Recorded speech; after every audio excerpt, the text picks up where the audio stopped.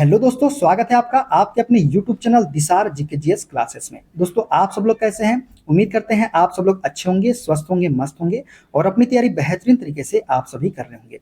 दोस्तों, हम आपको रेलवे पीआईक्यू क्वेश्चन का सॉल्यूशन करवा रहे हैं जो 2024 में एएलपी टेक्नीशियन जे एग्जाम में पूछे गए थे, जिसमें दोस्तों आज हम उतक के सारे क्वेश्चन आपको करवाने वाले हैं। जो भी एएलपी में पूछे गए हैं, चाहे टेक्नीशियन में पूछे गए हैं, सारे क्वेश्चन का सॉल्यूशन हम इस वीडियो में आपको करवाने वाले हैं विद एक्स्ट्रा फैक्ट के साथ, और एनसीईआरटी बेस्ड सारे फैक्ट रहने वाले हैं। दोस्तों, आज हम 50 प्रश्नों का सॉल्यूशन करने वाले हैं जो उत्तक से पूछे गए हैं। वीडियो अच्छा लगे दोस्तों, वीडियो को लाइक कर दीजिएगा, शेयर कर दीजिएगा, कमेंट कर दीजिएगा। चैनल पे नए हैं, चैनल को सब्सक्राइब करके बेल आइकन को प्रेस कर लीजिएगा। और दोस्तों, हमसे जुड़ने के लिए, क्लास की अपडेट के लिए आप हमारा टेलीग्राम चैनल ज्वाइन कर सकते हैं। टेलीग्राम चैनल का लिंक मैंने डिस्क्रिप्शन बॉक्स में आपको दे दिया है। दोस्तों, प्लेलिस्ट हमने आपके लिए बना दी है, तो प्लेलिस्ट में जाके भी आप सारी वीडियोस देख सकते हैं। उसी प्रकार हमने यूथ बुक का सॉल्यूशन भी आपके लिए करवाया है साइंस का, उसको भी आप प्लेलिस्ट में जाके वीडियो देख सकते हैं। चलिए दोस्तों, देर ना करते हुए स्टार्ट करते हैं आज का अपना सेशन और देखते हैं उत्तक से पूछे गए सारे क्वेश्चन। दोस्तों, सबसे पहले हम पढ़ेंगे एएलपी में पूछे गए उत्तक टीसू के सारे क्वेश्चन। पहला क्वेश्चन है दोस्तों, निम्न में से कौन सा विकल्प ठोस पदार्थों के गुण को नहीं दर्शाता है? वसामय संयोजी उत्तक, उपास्थि उत्तक, एरियोलर संयोजी उत्तक या फिर रक्त। तो दोस्तों, रक्त जो है ये ठोस पदार्थों के गुण को नहीं दर्शाता है। वसामय संयोजी उत्तक, उपास्थि उत्तक और एरियोलर संयोजी उत्तक जो है ये ठोस पदार्थ के गुण को क्या करते हैं? दर्शाते हैं। दोस्तों, ठोस पदार्थों का एक निश्चित आकार और आयतन होता है। रक्त एक तरल द्रव संयोजी उत्तक है जिसका कोई निश्चित आकार नहीं होता और यह जिस बर्तन या वाहिका में होता है उसका आकार ले लेता है, इसलिए यह ठोस पदार्थ के गुण को प्रदर्शित नहीं करता है।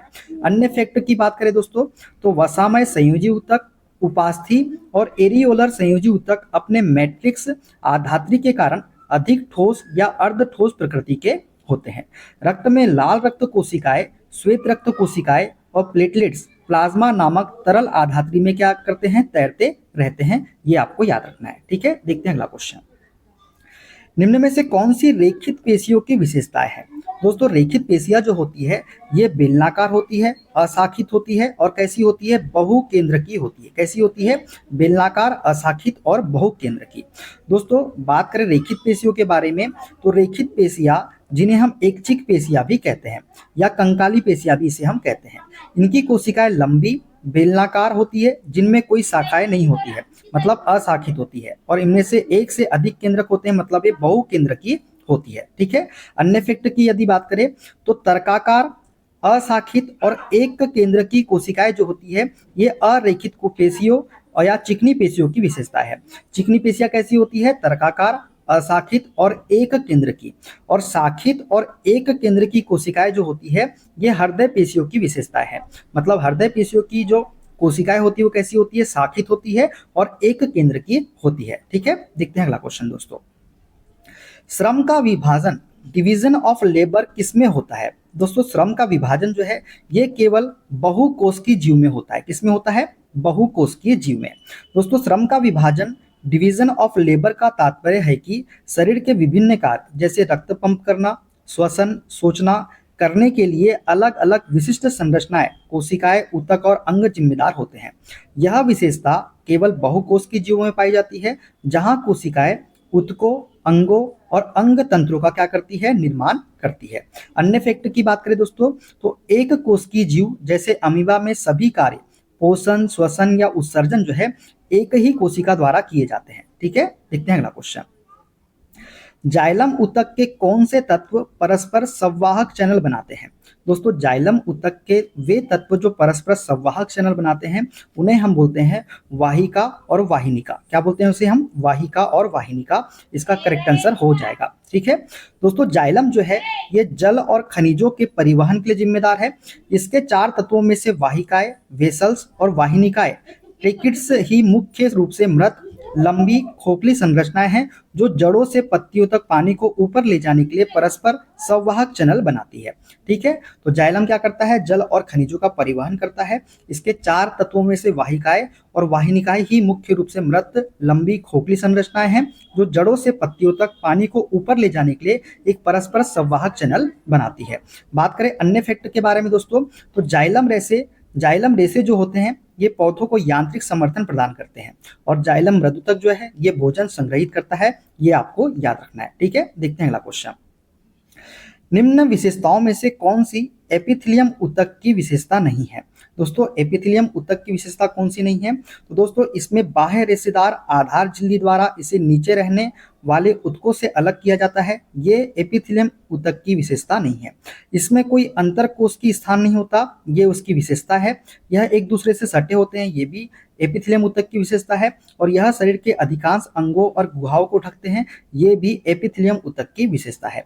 जो एपिथेलियम ऊतक की विशेषता नहीं है वो है ऑप्शन नंबर बी, इसमें बाह्य रेशेदार आधार झिल्ली द्वारा इसे नीचे रहने वाले ऊतकों से अलग किया जाता है। ये एपिथेलियम ऊतक की विशेषता नहीं है। अब विशेषता है क्या? दोस्तों कथन बी में दिया गया है कि एपिथेलियम ऊतक को बाह्य रेशेदार आधार झिल्ली द्वारा अलग किया जाता है, जबकि एपिथेलियम को नीचे के संयोजी ऊतक से एक पतली अकोशिकीय और रेशेदार संरचना आधार झिल्ली द्वारा अलग किया जाता है। ये सही हो जाएगा। हालांकि अन्य तीन विकल्प ए बी सी स्पष्ट रूप से एपिथेलियम की परिभाषात्मक विशेषताएं हैं, ये सभी याद रखना है आपको। दोस्तों अन्य फैक्ट की बात करें तो एपिथेलियम कोशिकाएं वास्तव में एक दूसरे से सटे होते हैं और इनमें अंतराकोशिक स्थान बहुत कम या फिर नहीं होता है। ये तो अंतराकोशिक स्थान बहुत कम होता है या फिर नहीं होता है, ठीक है। देखते हैं अगला क्वेश्चन दोस्तों। विभज्योतक ऊतक मेरिस्मेटिक टिश्यू की कोशिकाएं अत्यधिक क्रियाशील होती है, लेकिन उनके पास किसका अभाव होता है? दोस्तों विभज्योतक ऊतक मेरिस्मेटिक टिश्यू की कोशिकाएं अत्यधिक कैसी होती है? क्रियाशील होती है, लेकिन उनके पास जो है रसधानी का क्या होता है? अभाव होता है। रसधानी इसमें नहीं पाई जाती है। दोस्तों विभज्योतक ऊतक की कोशिकाएं तेजी से विभाजित होती है, अत्यधिक क्रियाशील होती है। कोशिकाओं को निरंतर और तेजी से विभाजित होने के लिए ऊर्जा और सामग्री की आवश्यकता होती है, ना कि अपशिष्ट भंडारण की। इसलिए इन कोशिकाओं में रसधानी बहुत छोटी होती है या पूरी तरह क्या होती है? अनुपस्थित होती है। अन्य फैक्ट की बात करें दोस्तों तो विभज्योतक कोशिकाओं में घना कोशिका द्रव्य, बड़ा स्पष्ट केंद्रक और पतली कोशिका भित्ति होती है। ये सभी तेज विभाजन के लिए आवश्यक होती है। तो विभज्योतक कोशिकाओं में क्या होता है? घना कोशिका द्रव्य होता है, बड़ा स्पष्ट केंद्रक होता है और पतली कोशिका भित्ति होती है, ठीक है। देखते हैं अगला क्वेश्चन। निम्न में से कौन सा सबसे अधिक पाया जाने वाला सरल स्थायी ऊतक है? दोस्तों सबसे अधिक पाया जाने वाला सरल स्थायी ऊतक है वो है हमारा पेरेनकाइमा। पेरेनकाइमा जो है ये सबसे अधिक पाया जाने वाला सरल स्थायी ऊतक है। दोस्तों पेरेनकाइमा सबसे अधिक पाया जाने वाला और सामान्य सरल स्थायी ऊतक है। यह पत्तियों, तनों और जड़ों के अधिकांश आंतरिक भाग का निर्माण करता है और विभिन्न कार्य जैसे भोजन भंडारण, गैस विनिमय के लिए क्या होता है? उत्तरदायी होता है। कौन? पेरेनकाइमा। अन्य फैक्ट की बात करें दोस्तों तो फ्लोएम जो है यह एक जटिल स्थायी ऊतक है, सरल नहीं है, ठीक है। स्क्लेरेनकाइमा एक सरल स्थायी ऊतक है, लेकिन यह पेरेनकाइमा जितना व्यापक रूप से वितरित नहीं होता, इसलिए राइट आंसर हमारा पेरेनकाइमा हो जाएगा, ठीक है। देखते हैं अगला क्वेश्चन। पौधों में शीर्षस्थ विभज्योतक ऊतक एपिकल मेरिस्मेटिक टिश्यू की स्थिति क्या होती है? दोस्तों जो पौधों में शीर्षस्थ विभज्योतक ऊतक होते हैं ये जो है तने और जड़ों की वृद्धि वाले भाग में पाए जाते हैं। कहाँ पाए जाते हैं? तनों और जड़ों की वृद्धि वाले भाग में ये पाए जाते हैं। कौन से? शीर्षस्थ विभज्योतक ऊतक, ठीक है। दोस्तों शीर्षस्थ विभज्योतक ऊतक एपिकल मेरिस्टेम पौधे की लंबाई में वृद्धि के लिए जिम्मेदार होता है। यह हमेशा पौधे के शीर्ष पर स्थित होता है। तने के शीर्ष और जड़ के शीर्ष पर जहां नई कोशिकाएं लगातार बनती है यहीं पे पाया जाता है शीर्षस्थ विभज्योतक ऊतक। अन्य फैक्ट की बात करें दोस्तों तो पार्श्व भाग पर पार्श्व विभज्योतक लेटरल मेरिस्टेम कैम्बियम पाया जाता है। पार्श्व भाग पर क्या पाया जाता है? पार्श्व विभज्योतक या फिर कैम्बियम पाया जाता है, जो चौड़ाई में क्या करता है? वृद्धि करता है। पर्वसंधियों के पास अंतर्वेशी विभज्योतक इंटरकेलरी मेरिस्टेम पाया जाता है, ये भी आपको याद रखना है, ठीक है। देखते हैं अगला क्वेश्चन। हमारे शरीर में हलचल के लिए कौन सा ऊतक जिम्मेदार होता है? दोस्तों हमारे शरीर में हलचल के लिए जो ऊतक जिम्मेदार होता है उसे हम बोलते हैं पेशी ऊतक, मस्कुलर टिश्यू। क्या बोलते हैं उसे? हम पेशी ऊतक बोलते हैं, जो हमारे शरीर में हलचल के लिए जिम्मेदार होता है। दोस्तों पेशी ऊतक की बात करें तो पेशी ऊतक विशेष प्रकार की कोशिकाओं से बना होता है, मतलब पेशी तंतु से बना होता है, जिनमें संकुचन और शिथिलन की क्षमता होती है।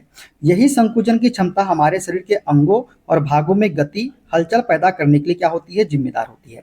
अन्य फैक्ट की बात करें दोस्तों तो तंत्रिका ऊतक हलचल को नियंत्रित करता है, संकेत भेजता है, लेकिन हलचल पैदा नहीं करता। कौन? तंत्रिका ऊतक। देखते हैं अगला क्वेश्चन। जाइलम का कार्य क्या है दोस्तों? जाइलम का कार्य क्या है? तो ये जल एवं खनिजों का क्या करता है? संवहन करता है। तो जाइलम क्या करता है? जल एवं खनिजों का संवहन। दोस्तों जाइलम जो है पौधों में जड़ों से अवशोषित किए गए जल और खनिज लवणों को पौधों के सभी भागों विशेषकर पत्तियों तक पहुंचाने का मुख्य कार्य करता है। अन्य फैक्ट की बात करें तो फ्लोएम जो है दोस्तों, ये भोजन जो है जो प्रकाश संश्लेषण के उत्पाद का संवहन करता है। फ्लोएम, ये आपको याद रखना है। ठीक है, देखते हैं अगला क्वेश्चन। डैश मृदा से प्राप्त जल तथा खनिज पदार्थों का वहन करता है, जबकि डैश उन पत्तियों जहां प्रकाश संश्लेषण के उत्पाद संश्लेषित होते हैं से इनका पौधों के अन्य भागों तक वहन करता है। तो दोस्तों जल तथा खनिज का पदार्थों का वहन कौन करता है? तो जाइलम करता है। जाइलम जो है मृदा से प्राप्त जल तथा खनिज पदार्थों का वहन करता है, जबकि फ्लोएम जो है जहां प्रकाश संश्लेषण के उत्पाद संश्लेषित होते हैं इनका पौधों के अन्य भागों तक क्या करता है? वहन करता है। तो जाइलम एवं फ्लोएम जो है इसका करेक्ट आंसर हमारा हो जाएगा। ठीक है दोस्तों, बात करें एक्स्ट्रा फैक्ट के बारे में तो जाइलम मृदा से जल तथा खनिज पदार्थों को जड़ों से ऊपर की ओर वहन करता है। इसके विपरीत फ्लोएम पत्तियों में बने भोजन प्रकाश संश्लेषण के उत्पाद को पौधों के अन्य भागों जड़ों और भंडारण अंगों तक वहन करता है। यह आपको याद रखना है।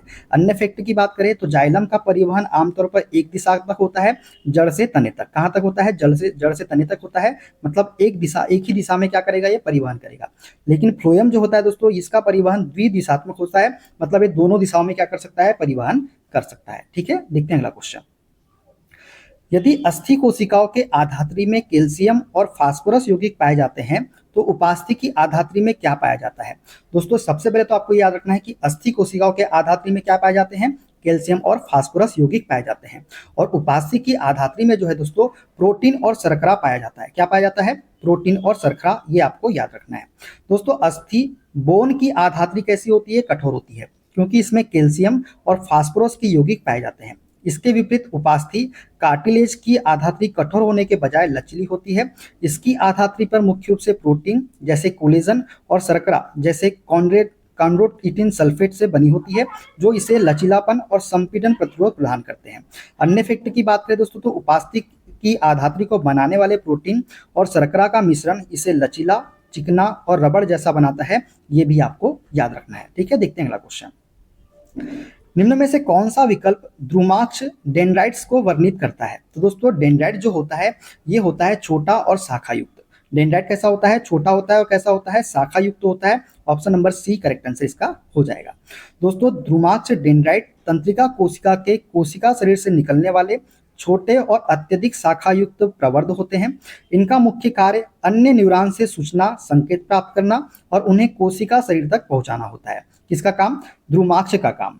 दोस्तों अन्य फैक्ट की बात करें तो तंत्रिकाक्ष एक्सोन जो है ये लंबा और शाखाहीन होता है या कम शाखित होता है।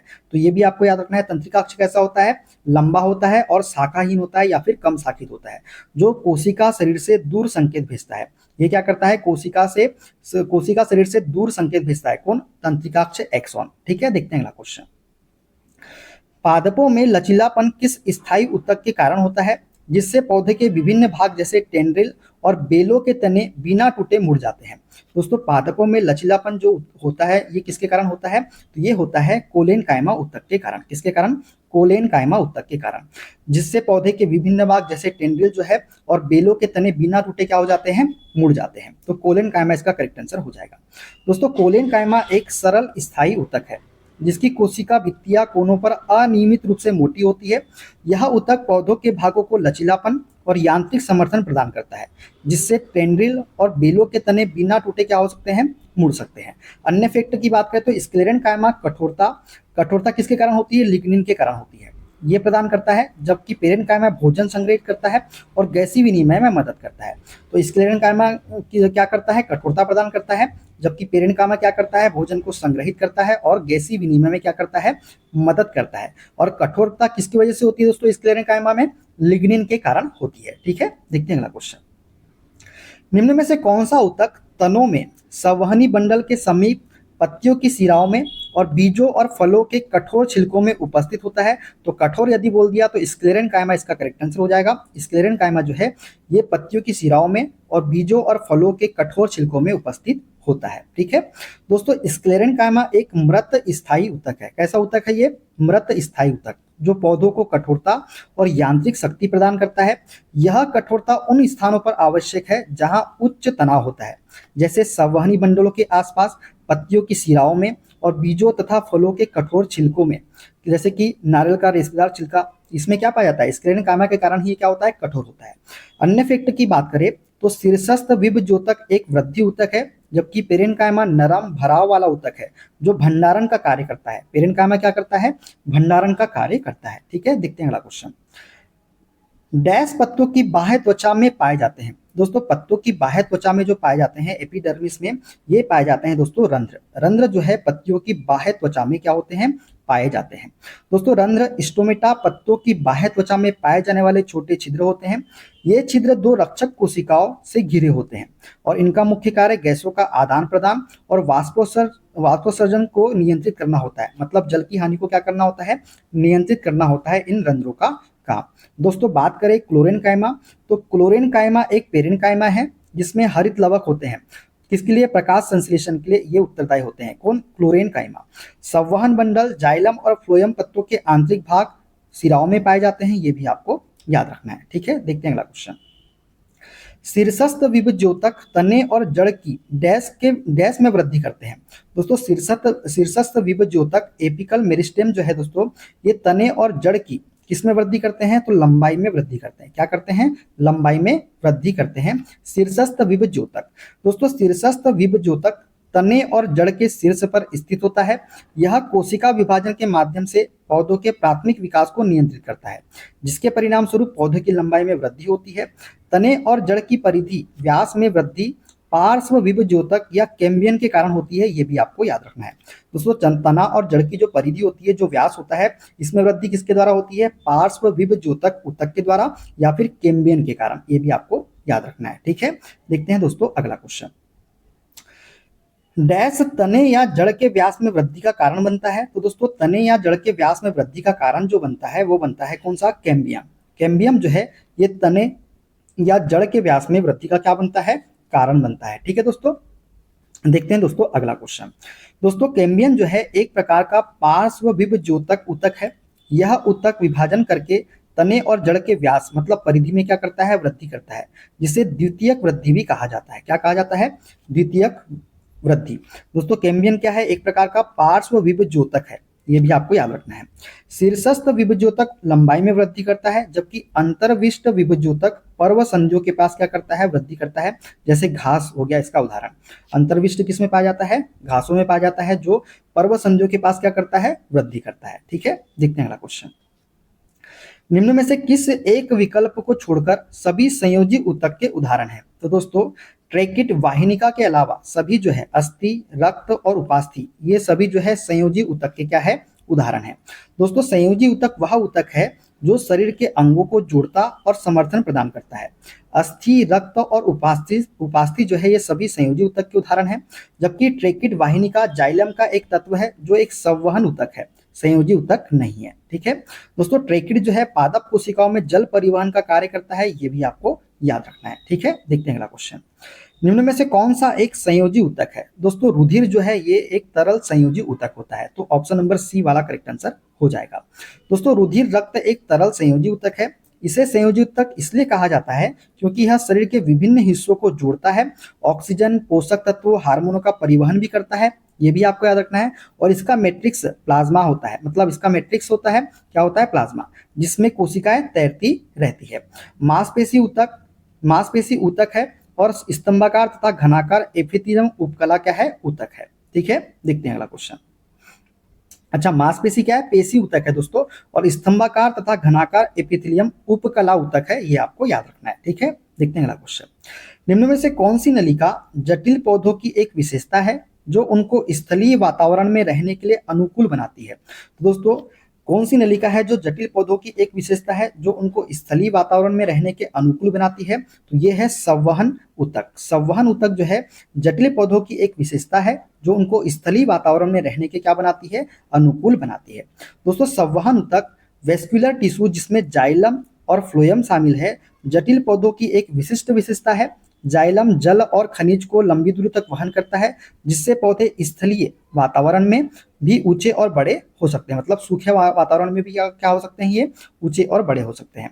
यह संवहन ऊतक पानी को जड़ों से पत्तियों तक पहुंचाकर वाष्पोत्सर्जन के दौरान होने वाले नुकसान की पूर्ति करता है। ठीक है, देखते हैं अगला क्वेश्चन।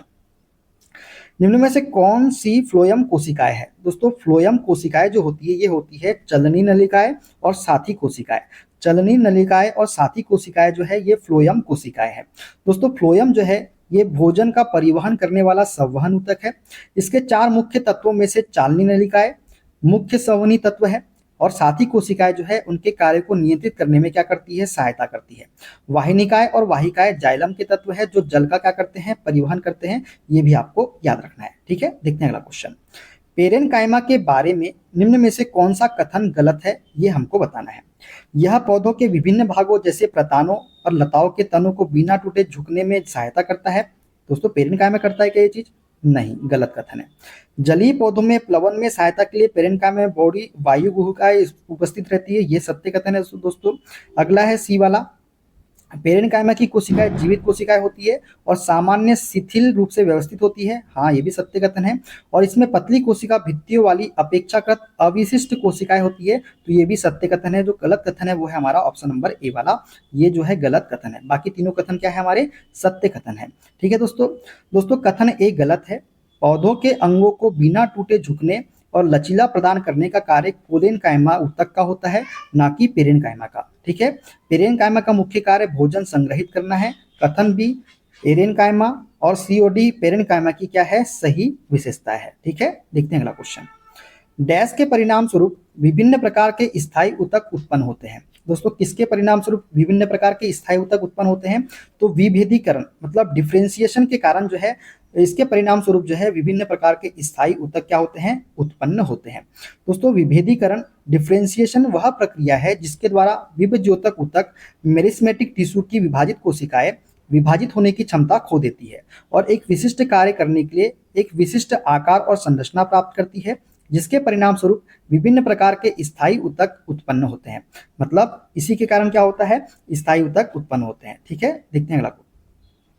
दोस्तों अन्य फैक्टर की बात करें तो विभज्योतक ऊतक की कोशिकाएं स्थायी ऊतकों जैसे जाइलम, फ्लोएम या पेरेनकाइमा में विभेदित होती है, ये भी आपको याद रखना है। ठीक है, देखते हैं अगला क्वेश्चन। ग्रॉस नली और मुख का स्तर निम्न में से किससे ढका होता है? दोस्तों जो ग्रॉस नली होती है और जो मुख का स्तर होता है ये ढका होता है स्तरित सल्की एपिथेलियम, स्क्वेमस एपिथेलियम के द्वारा ढका होता है ग्रास नली और मुख का स्तर। दोस्तों बात करें एक्स्ट्रा फैक्ट के बारे में तो ग्रास नली और मुख का स्तर जो है ये स्तरित सल्की एपिथेलियम स्ट्रेटिफाइड स्क्वेमस एपिथेलियम से ढका होता है। इस ऊतक में कोशिकाएं कई परतों में क्या होती है, व्यवस्थित होती है, जो घर्षण और यांत्रिक क्षति से रक्षा करने के लिए क्या है, महत्वपूर्ण है। दोस्तों घनाकार एपिथेलियम वृक्क नलिकाओं में पाया जाता है, ये आपको याद रखना है। घनाकार एपिथेलियम कहाँ पाया जाता है, वृक्क नलिकाओं में। और स्तंभाकार एपिथेलियम जो है ये आंत के स्तर में पाया जाता है, ये आपको याद रखना है। ठीक है, देखते हैं अगला क्वेश्चन।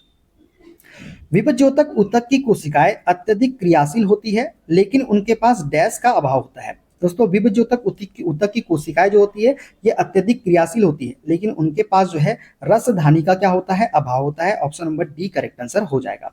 दोस्तों विभज्योतक ऊतक की कोशिकाएं तेजी से विभाजित होती है, इसलिए वे भंडारण या अपशिष्ट संचय राजधानी का मुख्य कार्य के बजाय विभाजन पर ध्यान केंद्रित करती है। इस कारण उनमें राजधानी या तो बहुत छोटी होती है या फिर अनुपस्थित होती है। किसमें, विभज्योतक ऊतक में। तेज विभाजन के लिए आवश्यक अन्य विशेषताएं जो होती है स्पष्ट केंद्रक, घना कोशिका द्रव्य और पतली कोशिका भित्ति। तेज विभाजन के लिए क्या आवश्यक है, आवश्यक जो होता है वो होता है स्पष्ट केंद्रक, घना कोशिका द्रव्य और पतली कोशिका भित्ति जो विभज्योतक ऊतक में पाई जाती है। ठीक है, देखते हैं अगला क्वेश्चन। फ्लोएम में निम्न में से कौन सी कोशिकाएं मृत कोशिकाएं होती है? दोस्तों फ्लोएम में जो मृत कोशिकाएं होती है वो होती है फ्लोएम रेसे। फ्लोएम रेसे जो है फ्लोएम फाइबर, ये कोशिकाएं मृत कोशिकाएं होती है। किसमें, फ्लोएम में। दोस्तों फ्लोएम में केवल फ्लोएम रेसे मृत कोशिकाएं होती है। ये स्क्लेरेनकाइमा से बने होते हैं और फ्लोएम को यांत्रिक शक्ति प्रदान करते हैं। फ्लोएम के अन्य तत्व कौन से हैं? चालनी नलिकाएं, साथी कोशिकाएं और फ्लोएम पेरेन्काइमा। ये सभी जीवित कोशिकाएं होती है दोस्तों, ये आपको याद रखना है। दोस्तों अन्य फैक्ट की बात करें तो जाइलम में चालनी नलिकाओं और जाइलम पेरेन्काइमा को छोड़कर अधिकांश कोशिकाएं वाहिकाएं और वाहिनिकाएं कैसी होती है? मृत होती है। तो ये आपको याद रखना है, ठीक है। देखते हैं अगला क्वेश्चन।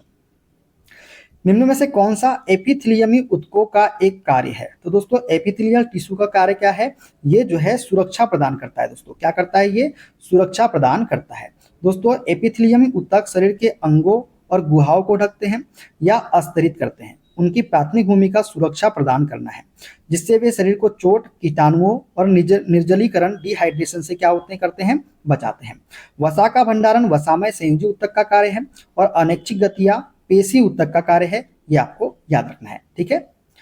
जब कोई क्रिया या गतिविधि की जानी हो तो जानवरों में कौन सा अंतिम ऊतक कार्य करेगा? दोस्तों जब कोई क्रिया या गतिविधि की जानी हो तो जानवरों में जो ऊतक कार्य करेगा वो करेगा पेशी ऊतक। पेशी ऊतक जो है ये इसके लिए जिम्मेदार होता है। किसके लिए? क्रिया या गतिविधि करने के लिए। दोस्तों जानवरों में पेशी ऊतक में संकुचन और शिथिलन की क्षमता होती है। यह संकुचन ही वह अंतिम यांत्रिक कार्य है जो शरीर के अंगों में गति उत्पन्न करता है। तंत्रिका ऊतक पेशी ऊतक को संकेत भेजता है, लेकिन गति उत्पन्न करने का अंतिम कार्य पेशी ऊतक का होता है। ये आपको याद रखना है, ठीक है। देखते हैं अगला क्वेश्चन। निम्न कथनों में से पेशीय ऊतक के बारे में गलत कथन की पहचान कीजिए। दोस्तों पेशी ऊतक के बारे में जो गलत कथन है वो है पेशीय ऊतक घनाकार कोशिकाओं से बने होते हैं। ये क्या है? गलत कथन है। सूक्ष्मदर्शी से देखने पर एक मांसपेशियों पर एक के बाद एक हल्के तथा गहरे रंग की धारियां दिखाई देती है। ये पेशी ऊतक के बारे में सत्य कथन है। मांसपेशियों में विशेष संकुचनशील प्रोटीन मौजूद होते हैं। ये भी सत्य है दोस्तों। और हाथों और पैरों में ऐच्छिक मांसपेशियां होती है। ये भी सत्य कथन है। जो गलत कथन है वो है ऑप्शन नंबर डी, पेशी ऊतक घनाकार कोशिकाओं से बने होते हैं। दोस्तों बात करें पेशी ऊतक के बारे में तो पेशी ऊतक की कोशिकाएं लंबी, बेलनाकार, रेखित पेशी, जिसे हम बोलते हैं पेशी कोशिकाओं की क्या बोलते हैं? रेखित पेशी भी बोलते हैं। तो इसकी जो कोशिकाएं जो होती है लंबी होती है, बेलनाकार होती है और कैसी होती है?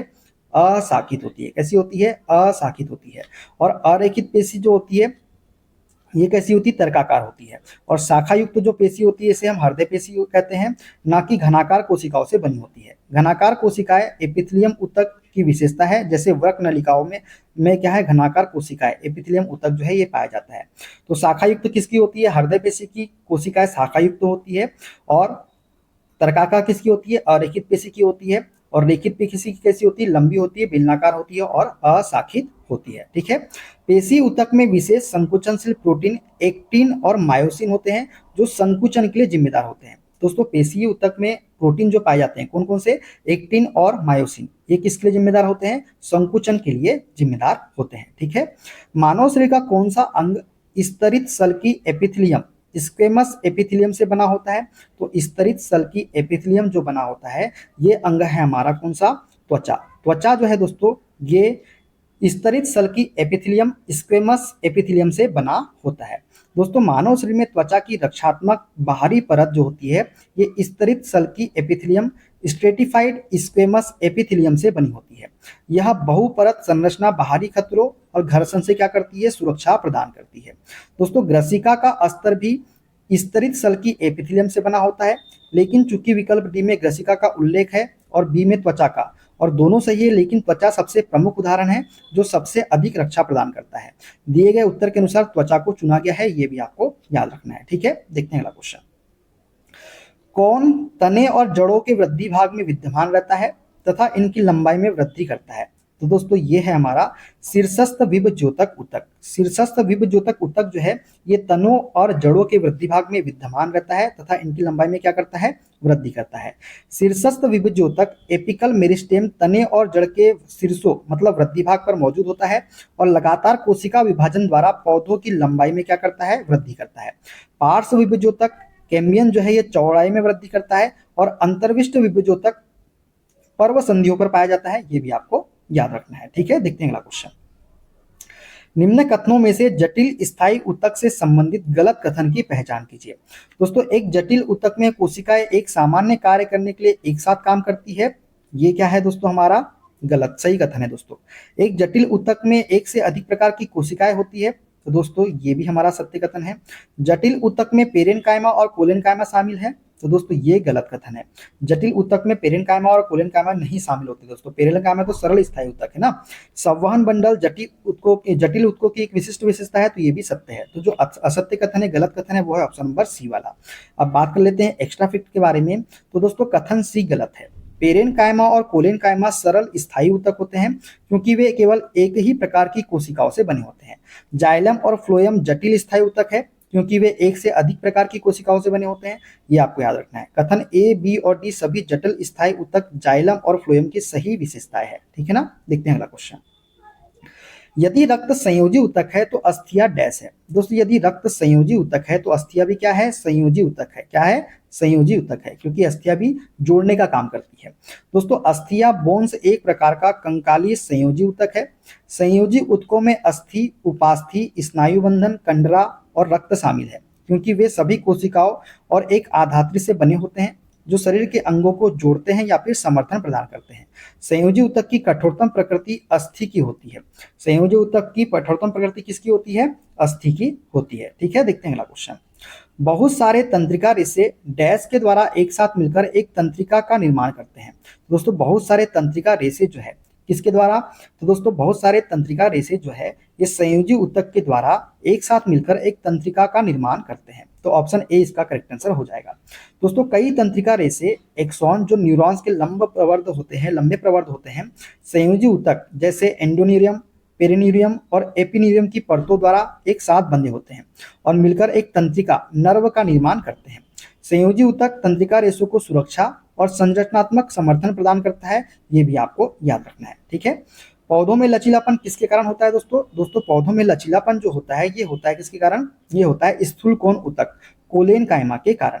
दोस्तों पौधों में लचीलापन फ्लेक्सिबिलिटी और कोमल अंगों जैसे पत्ती के डंठल, युवा तने को टूटे बिना झुकने की क्षमता स्थूल कोण ऊतक कोलेनकाइमा के कारण होती है, जिसकी कोशिका भित्तियां कोनों पर कैसी होती है? मोटी होती है। दृढ़ ऊतक स्क्लेरेनकाइमा पौधों को कठोरता प्रदान करता है और एधा कैम्बियम जो है ये चौड़ाई में क्या करता है? वृद्धि करता है। ये भी आपको याद रखना है।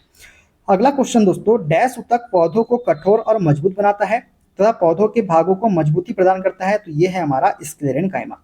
स्क्लेरेनकाइमा जो है ये ऊतक पौधों को कठोर और मजबूत बनाता है तथा पौधों के भागों को मजबूती प्रदान करता है। दोस्तों स्क्लेरेनकाइमा एक सरल स्थायी ऊतक है जिसकी कोशिका भित्ति लिग्निन के जमाव के कारण कैसी होती है? बहुत मोटी होती है।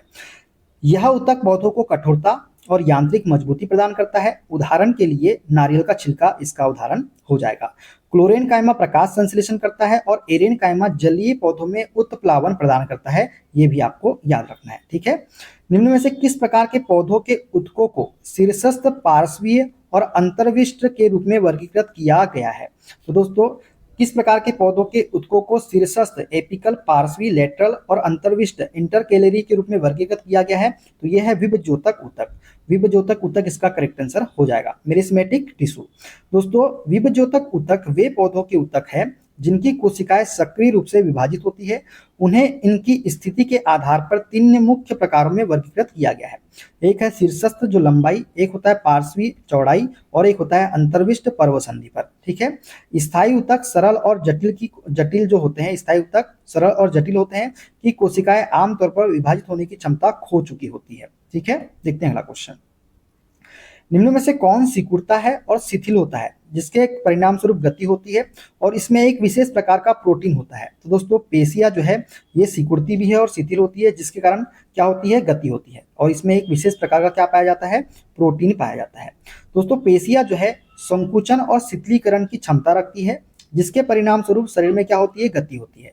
इस कार्य के लिए पेशियों में विशेष प्रकार के संकुचन प्रोटीन कौन कौन से? एक्टिन और मायोसिन मौजूद होते हैं। ये आपको याद रखना है। ठीक है। देखते हैं अगला क्वेश्चन।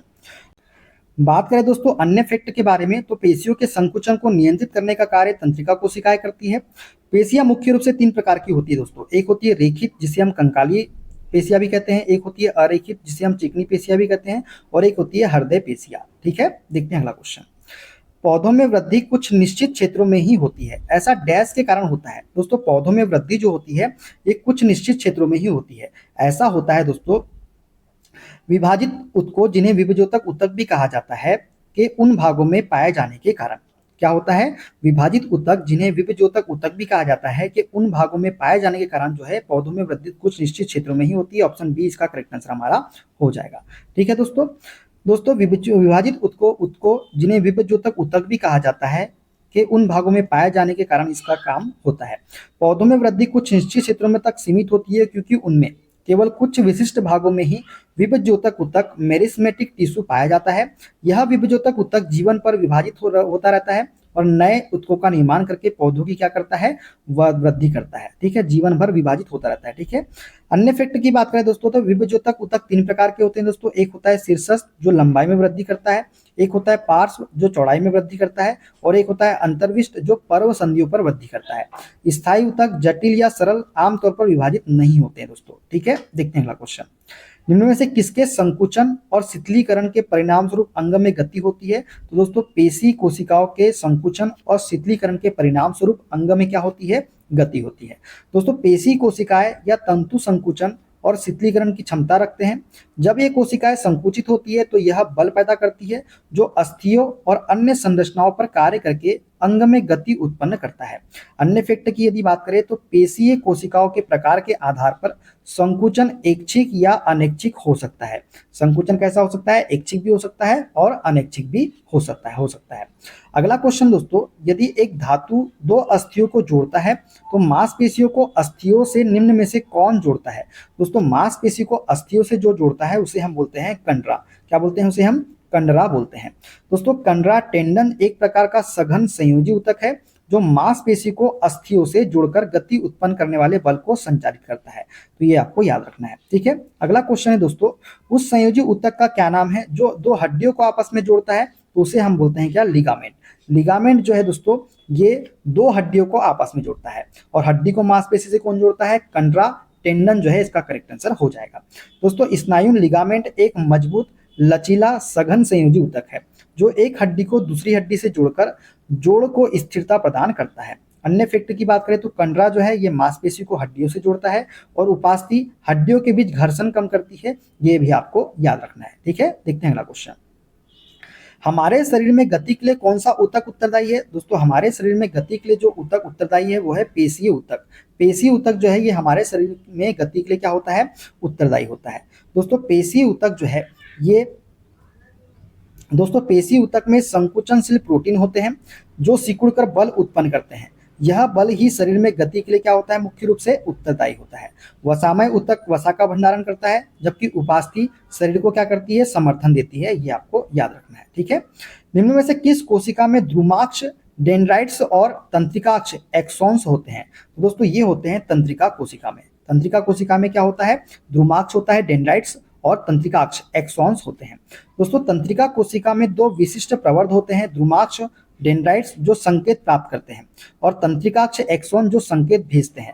क्या होते हैं? ध्रुमाक्ष डेंड्राइट क्या करते हैं? ये संकेत प्राप्त करते हैं और तंत्रिकाक्ष एक्सॉन जो होते हैं क्या करते हैं? संकेत को भेजते हैं। ये दोनों संरचनाएं तंत्रिका कोशिका को संचार का कार्य करने में क्या बनाती है? सक्षम बनाती है। दोस्तों अन्य फैक्ट की बात करें तो श्वेत रुधिर कणिकाएं और लाल रुधिर कणिकाएं रक्त की कोशिकाएं हैं, जिनमें ये प्रवर्धक कैसे होते हैं? अनुपस्थित होते हैं। ठीक है, देखते हैं अगला क्वेश्चन। शीर्षस्थ विभज्योतक निम्न में से किसमें उपस्थित होता है? दोस्तों शीर्षस्थ विभज्योतक एपिकल मेरिस्टेम जो है ये किसमें उपस्थित होता है? तो पादप में उपस्थित होता है। किसमें? पादप में। दोस्तों शीर्षस्थ विभज्योतक एक विशिष्ट प्रकार का विभाजित ऊतक है, जो केवल पादपों में पाया जाता है। यह तने और जड़ के शीर्ष पर स्थित होता है और पौधों की लंबाई में क्या करता है? वृद्धि करता है। शीर्षस्थ विभज्योतक को प्राथमिक वृद्धि के लिए जिम्मेदार माना जाता है। ये भी आपको याद रखना है। अगला क्वेश्चन दोस्तों, निम्न में से किसमें तंत्रिका कोशिका नहीं होती है? दोस्तों तंत्रिका कोशिका जो है ये वसा कोशिका में नहीं होती है। मस्तिष्क, तंत्रिका और मेरुरज्जु में क्या होती है? तंत्रिका कोशिका होती है। दोस्तों वसा कोशिका एडिपोसाइट वसा ऊतक की कोशिकाएं है, जो वसा का भंडारण करती है।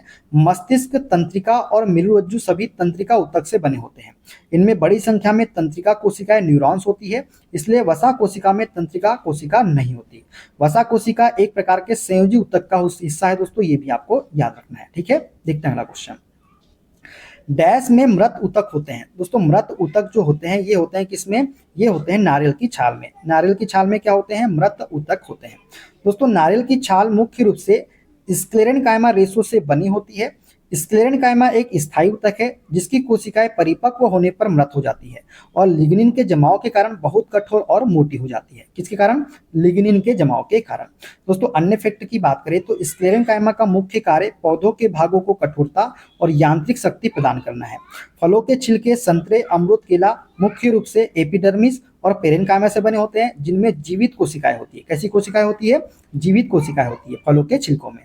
अगला क्वेश्चन दोस्तों, हाथ और पैर में विद्यमान पेशियों को हम अपनी इच्छा अनुसार आवश्यकता पड़ने पर गति करा सकते हैं या उनकी गति को रोक सकते हैं। इस तरह की पेशियों को क्या कहा जाता है? दोस्तों इस तरह की पेशियों को हम बोलते हैं ऐच्छिक पेशियां। क्या बोलते हैं इसे हम? ऐच्छिक पेशियां भी बोलते हैं या फिर रेखित पेशियां इसे हम बोलते हैं। दोस्तों वे पेशियां जिनकी गति को हम अपनी इच्छा शक्ति के नियंत्रण में शुरू या बंद कर सकते हैं ऐच्छिक पेशियां कहलाती है। हाथ और पैर की पेशियां इसका प्रमुख उदाहरण है। इन्हें रेखित पेशियां भी हम या कंकाली पेशियां भी हम इसे कहते हैं। दोस्तों अन्य फैक्ट की यदि बात करें तो अनैच्छिक पेशियां जैसे पाचन तंत्र की पेशियां कैसी होती है? अनैच्छिक पेशियां होती है, हमारी इच्छा शक्ति के नियंत्रण में नहीं होती। कौन सी? अनैच्छिक पेशियां। हृदय पेशियां अनैच्छिक होती है लेकिन कैसी होती है? रेखित होती है। ठीक है दोस्तों, देखते हैं अगला क्वेश्चन। निम्न में से हमारे शरीर की सबसे लंबी कोशिका कौन सी है? दोस्तों हमारे शरीर की सबसे लंबी कोशिका जो है यह है तंत्रिका कोशिका, नर्व सेल। नर्व सेल जो होती है हमारे शरीर की सबसे लंबी कोशिका है। दोस्तों तंत्रिका कोशिकाएं शरीर की सबसे लंबी कोशिकाएं हैं। इनकी तंत्रिकाक्ष एक्सोन नामक संरचनाएं 1 मीटर तक लंबी हो सकती है जिससे वे मस्तिष्क से शरीर के दूरस्थ हिस्सों तक तेजी से संकेत भेज पाती है। ये कितनी लंबी हो सकती है? 1 मीटर तक लंबी हो सकती है। दोस्तों तंत्रिकाक्ष मतलब एक्सोन जो है ये 1 मीटर तक लंबी हो सकती है जिससे वे मस्तिष्क से शरीर के दूरस्थ हिस्सों तक तेजी से क्या करता है? संकेत भेज पाता है। ठीक है दोस्तों, तो दोस्तों ये थे आज के सारे क्वेश्चन ऊतक के जो रेलवे एएलपी एग्जाम और टेक्नीशियन एग्जाम में पूछे गए थे। वीडियो कैसा लगा दोस्तों कमेंट बॉक्स में जरूर बताइएगा। वीडियो अच्छा लगे दोस्तों वीडियो को लाइक कर दीजिएगा, शेयर कर दीजिएगा, कमेंट कर दीजिएगा। चैनल पे नए हैं चैनल को सब्सक्राइब करके बेल आइकन को प्रेस कर लीजिएगा। मिलते हैं दोस्तों अगले वीडियो में अगले टॉपिक के साथ। अपना ख्याल रखिए। Okay bye bye, take care.